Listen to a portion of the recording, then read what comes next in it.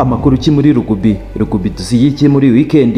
Duhereye hano iwacu mu rw'imisozi igihumbi rutamirijwe ibyiza, ingagi n'inseko zirenga igihumbi rwa Rugubi. Ikipe ya Thousand Hills Rugby mu cyiswe The Future Rugby Cup 2025 yarabaga kuri uyu wa gatandatu tariki 6 z'ukwezi kwa 9 mu mikino y'abana bakiri batoya itazibagirana mu mitwe yabo. Nduzi yuko abenshi bari baturutse impande n'impande, ariko bose bahagahurizwa hamwe mu bana basanga 200 bose bari bahurijwe n'icyo gikorwa cya The Future Rugby Cup 2025 edition yayo ya mbere. N'ubwa mbere byari bibaye mu mateka kuko abana barakinnye, barasabana, bararya ndetse baranidagadura. Habaye imikino igiye itandukanye mu batarengeje imyaka 15 U15 bakinaga tag rugby, nuko abana b'Ikayonza batozwa n'umutoza Rukunda kuvuga Martin yerekanye itandukaniro ry'ibikorwa bihambaye agenda akorera uyu mukino wa rugby.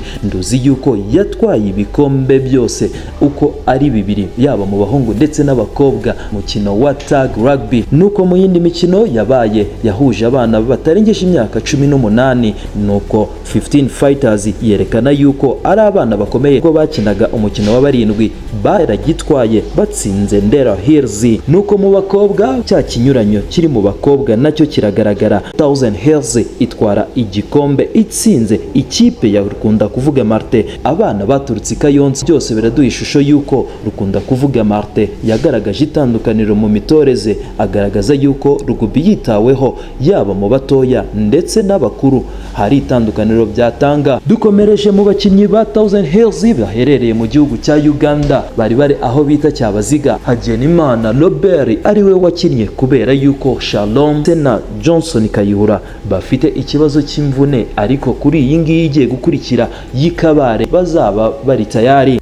Dukomereje muri Rwanda Rugby Men's 15 National League, umukino w'ikirarane wa Lion de Fer ndetse na Muhanga Thunders wabaga kuri uyu wa gatandatu. Umukino waje gutangira isaa 9, nuko Lion de Fer itangira neza. Mu gice cya mbere byarangiye ari amanota 46, nuko umukino uza gusozwa n'amanota 101 ku manota 3, nuko umukino urangira utyo.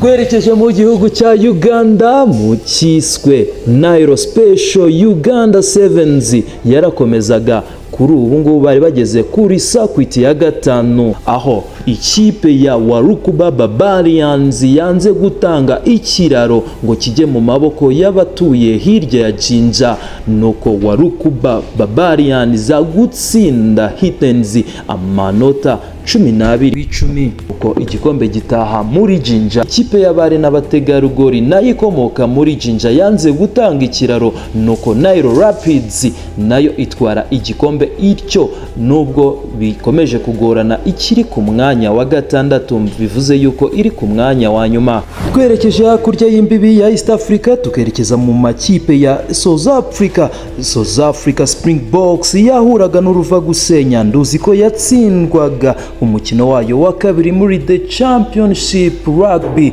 umukino wayo wa kabiri aho yahuraga na New Zealand iza kuyitsinda amanota 24 ku manota 17. Bivuze yuko byahise bikubitana no mu bagore aho baje guhura nabo n'uruva gusenya, baza gutsindwa n'Ubufaransa amanota 53 ku manota 10 yose. No kuvuga yuko South Africa muri no minsi nayo itorohewe.